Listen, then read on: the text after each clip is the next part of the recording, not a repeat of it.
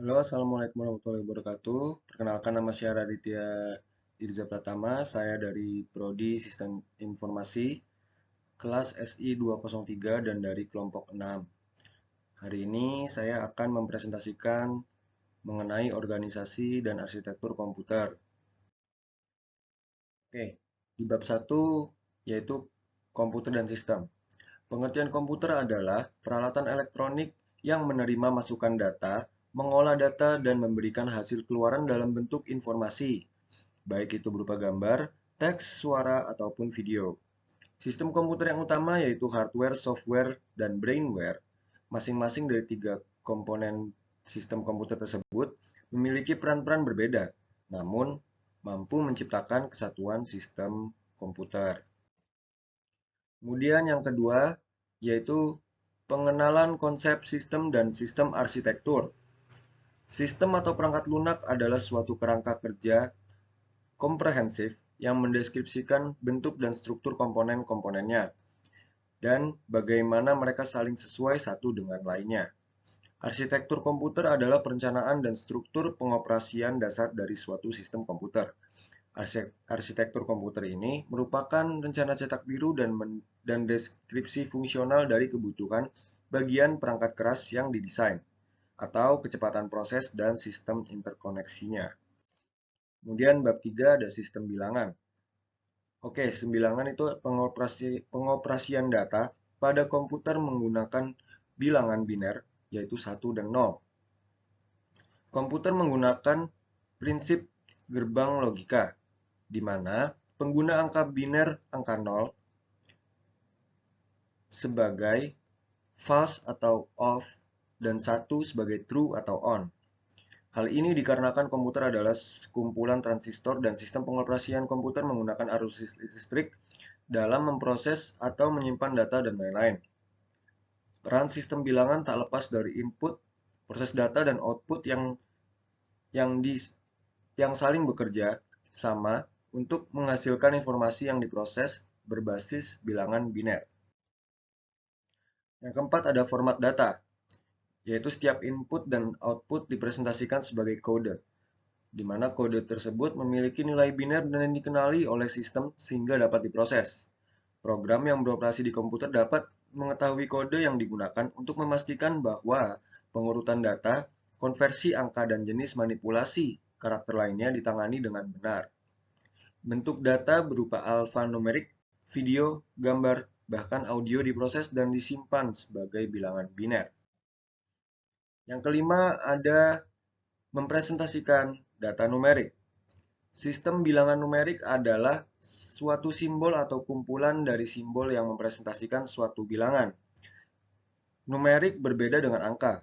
Simbol 11 dan angka Romawi 11 adalah numerik yang berbeda.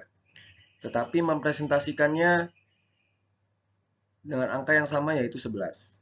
Tipe data numerik terdiri dari 3 jenis, yaitu integer, float, dan kompleks. Yang keenam ada komputer manusia kecil. Interaksi manusia dan komputer adalah disiplin ilmu yang mempelajari hubungan antara manusia dan komputer yang meliputi perancangan, evaluasi, dan implementasi antarmuka pengguna komputer agar mudah digunakan oleh manusia. Ilmu ini berusaha menemukan cara yang paling efisien untuk merancang pesan elektronik. Kemudian ada macam-macam komputer. Apa itu macam-macam komputer? Yang pertama ada komputer desktop. Apa itu? Banyak orang menggunakan komputer desktop di kantor, rumah, dan sekolah. Komputer desktop adalah komputer yang tidak tidak bisa dibawa kemana-mana, jadi dia menetap ada di situ. Kemudian ada komputer laptop. Laptop adalah eh, tercipta dari kata lap dan top. Lap adalah paha, jadi laptop di atas paha. Dan ini adalah komputer yang dapat dibawa kemana-mana. Lalu ada komputer tablet. Komputer tablet adalah sebuah komputer yang berbentuk seperti HP besar dan dia touchscreen. Kemudian ada komputer server, lalu personal komputer, dan Macintosh. Bab 7 ada CPU dan memori. RAM merupakan singkatan dari Random Access Memory dan digunakan sebagai ruang Penyimpanan memori jangka pendek. Prosesor juga dikenal sebagai CPU, memberikan instruksi dan kekuatan pemrosesan yang dilakukan oleh komputer untuk melakukan pekerjaannya. CPU otak dari sebuah PC dan menjalankan semua aktivitas program, sedangkan main memory atau yang disebut RAM ini berfungsi untuk tempat penyimpanan data sementara. Yang ke-8 ada CPU dan memori desain, peningkatan dan implementasinya. Oke, cara kerja CPU adalah ketika suatu program dieksekusi, maka isi program di dalam hard disk dimasukkan ke RAM. Control unit akan membedakan instruksi dan data. Instruksi akan ditempatkan pada program storage, sedangkan data pada working storage. Instruksi dan data diambil control unit dan disimpan di register. CPU sangat bergantung pada memori utama untuk menyimpan instruksi program dan data instruksi beroperasi. Memori utama bersifat sementara dan hanya menyimpan instruksi dan data untuk suatu program saat program sedang dijalankan. Lalu yang ke-9 ada masukan atau keluaran. Masukan sistem atau input merupakan energi yang dimasukkan ke dalam sistem. Masukan dapat berupa masukan perawatan atau maintenance input adalah energi yang dimasukkan supaya sistem tersebut dapat beroperasi. Keluaran sistem atau output sistem. Keluaran sistem adalah hasil dari energi yang diolah dan diklasifikasikan menjadi keluaran yang berguna sisa pembuangan.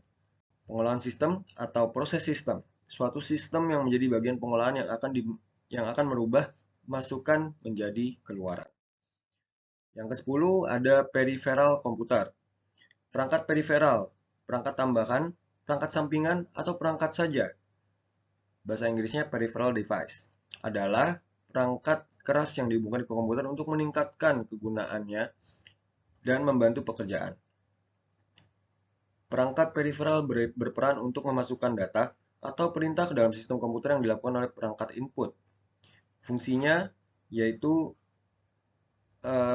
perangkat atau peralatan yang harus ada dan tersedia dalam pengoperasian sebuah komputer. Contohnya antara lain seperti mouse, keyboard, dan monitor. Oke, sekian dari saya. Mohon maaf jika ada salah-salah kata. Kembali saya Raditya Irza Pratama. Assalamualaikum warahmatullahi wabarakatuh.